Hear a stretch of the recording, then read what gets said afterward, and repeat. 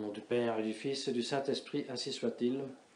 Bien, chers fidèles, nos pensées, nos cœurs sont unis avec le nouveau prêtre, l'abbé Joseph Weissensteiner, qui finalement a pu fêter sa première messe solennelle à la maison, chez lui, en Styrie, n'est-ce pas, au plein milieu de la forêt de la Styrie en grande partie de la forêt, sur un beau, là où ils ont leur maison, il y a un grand pré, et sur ce pré, en haut, il y a une petite chapelle, et là, il a pu hier célébrer sa première messe avec la fanfare, avec les cornes des Alpes, avec concours de population aussi du pays, à part les familiers, les amis, les fidèles d'Autriche qui sont venus aussi de loin, et même le curé du lieu est venu par curiosité, et il a porté avec lui aussi des moines d'une grande abbaye, Admont, qui se trouve là dans les parages, désireux de voir la messe traditionnelle et même de chanter le chant grégorien. Donc une grande fête, une grande grâce qu'aujourd'hui se reproduit cette fois-ci en Bavière, près de la chapelle de notre cher confrère l'abbé Johannes Heine à Darching en Bavière. Eh bien, nous sommes de tout cœur avec le nouveau prêtre et nous lui souhaitons beaucoup de grâce en ce 4e dimanche après Pâques, qui nous prépare déjà à l'ascension par les paroles de notre Seigneur Jésus-Christ, qui a voulu attendre la dernière scène pour commencer à expliquer à ses disciples, à ses apôtres, qu'ils recevront un autre consolateur quand lui, il les aura quittés et sera monté au ciel près de son Père. Lorsqu'il leur explique qu'il faut qu'il s'en aille, autrement ce consolateur ne peut pas venir. Et bien que notre Seigneur Jésus-Christ, avant la dernière scène, avait annoncé plusieurs fois sa passion et sa mort, il a réservé à la dernière scène la promesse de ce consolateur. Certainement, il va falloir attendre la Pentecôte pour faire ci que ces paroles qui sont physiquement entrées dans les oreilles des bons apôtres aient pénétré le fond de leur intelligence pour avoir compris ce que cela voulait dire, recevoir l'Esprit Saint, et encore plus, comprendre qu'est-ce que cela veut dire, agir sous l'influence de l'Esprit Saint. Il va falloir attendre la Pentecôte pour qu'ils comprennent que la grâce divine qu'ils ont reçue est vraiment la inhabitation de la Sainte Trinité dans leurs âmes. Alors, Saint Pierre aura compris, oh mon Dieu, lorsque dans le jardin des Oliviers, j'avais tiré l'épée pour couper à Malchus son oreille, j'avais tout fait, sauf d'agir dans l'Esprit Saint que le Christ devait encore nous envoyer. Ah, il aura dit, maintenant je comprends les paroles de son cousin Jacques, le premier apôtre de Jérusalem, lorsqu'il dit que la colère de l'homme n'opère pas la justice de Dieu. Certes, la justice de Dieu existe, et elle est parfaite, elle est même très sévère.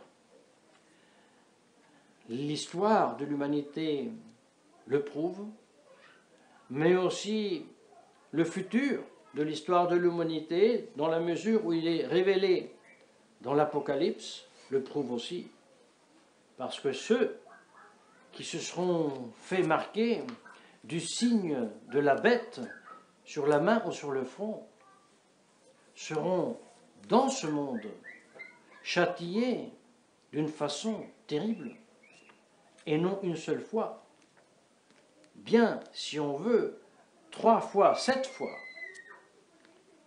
comme nous révèle l'Apocalypse.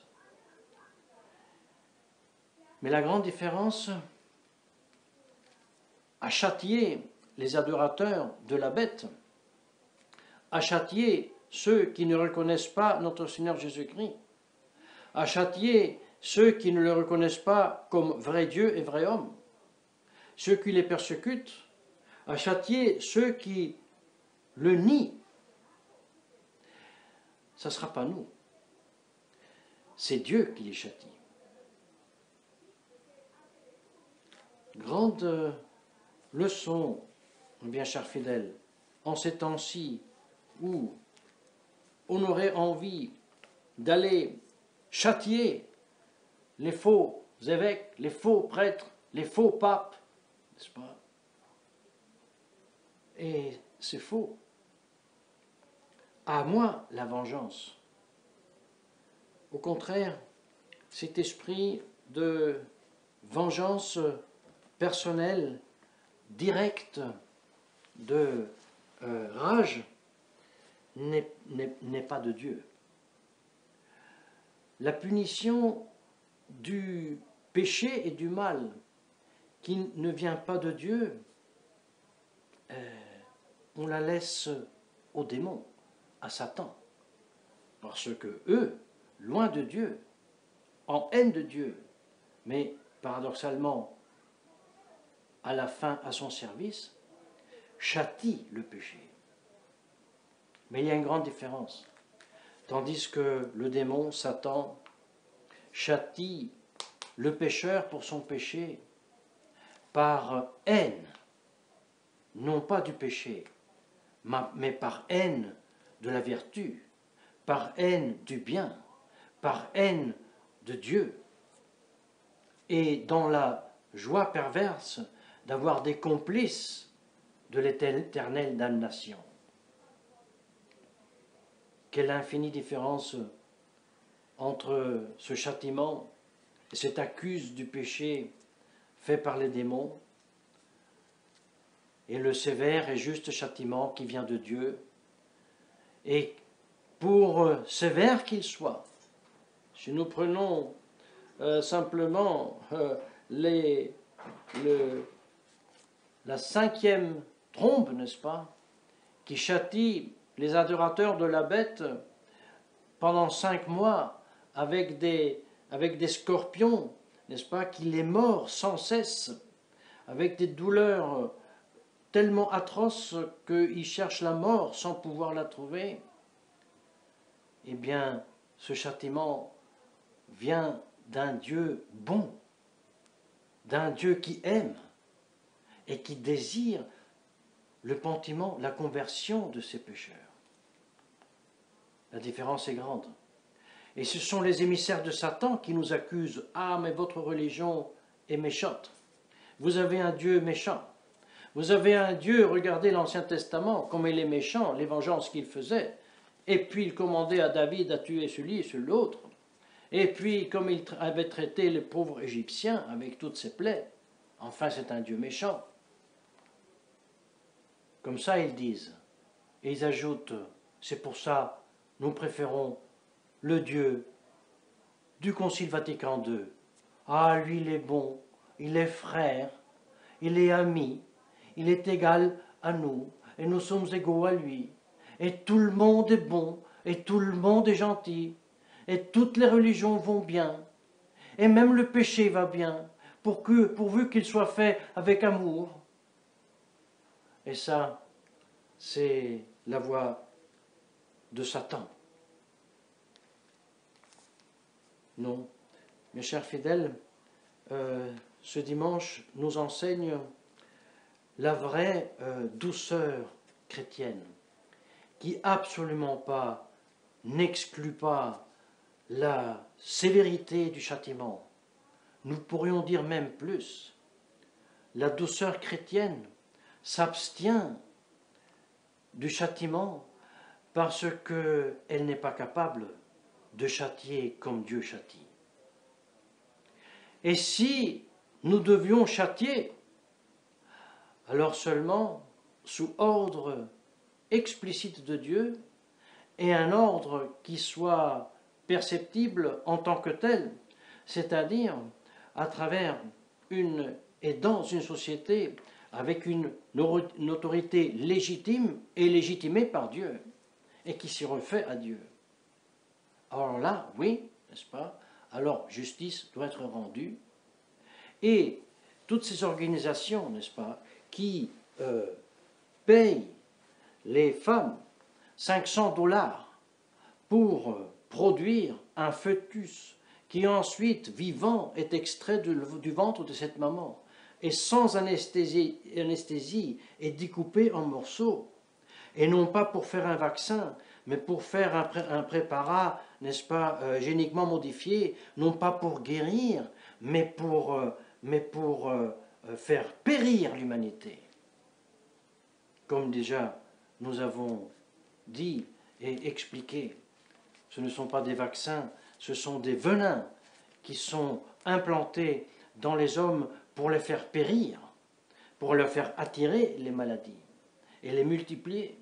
Et ceci à partir de fœtus non pas abortis mais vivants.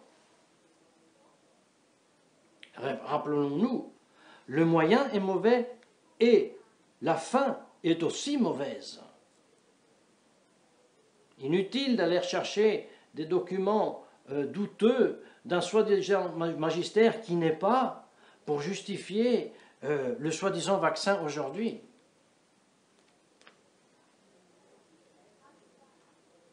Non, mes chers frères, nous devons vraiment refuser absolument cette argumentation et voir comme un châtiment divin l'aveuglement de ne pas voir l'énormité de justifier un soi-disant vaccin qui n'est pas.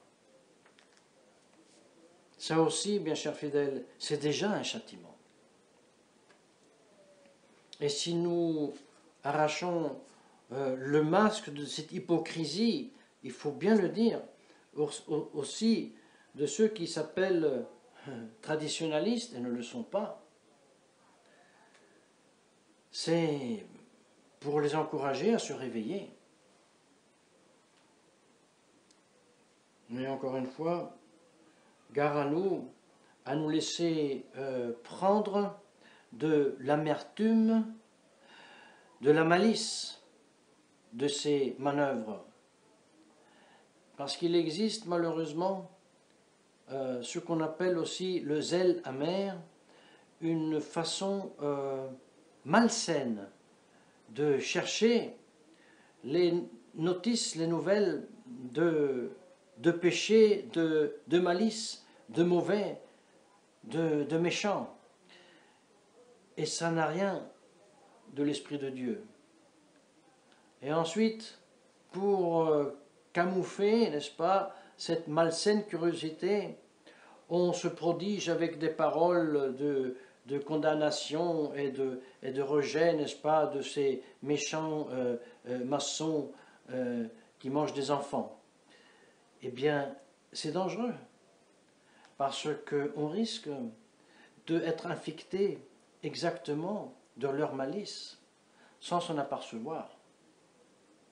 Non, croyez-nous, mes chers fidèles, la grande bataille est maintenir, comme nous enseigne Saint Jacques, la langue bien sous contrôle et le cœur bien uni à celui du divin agneau, et dans la certitude et même dans le désir de la vengeance et de la justice de Dieu, s'immoler soi-même avec générosité, avec douceur et avec humilité, et accepter d'escompter dans notre corps la justice divine comme Jésus-Christ, comme le Verbe l'a accepté. Le Verbe a librement accepté que la justice et la colère du Père soient déchargées totalement sur lui, dans la plénitude. Grand mystère, et qui fait si que les saints et les martyrs ont en effet vaincu le monde. Saint Étienne, Saint Jacques, apôtre, qui a 96 ans, est jeté du pinacle du temple, tombe à terre, a les os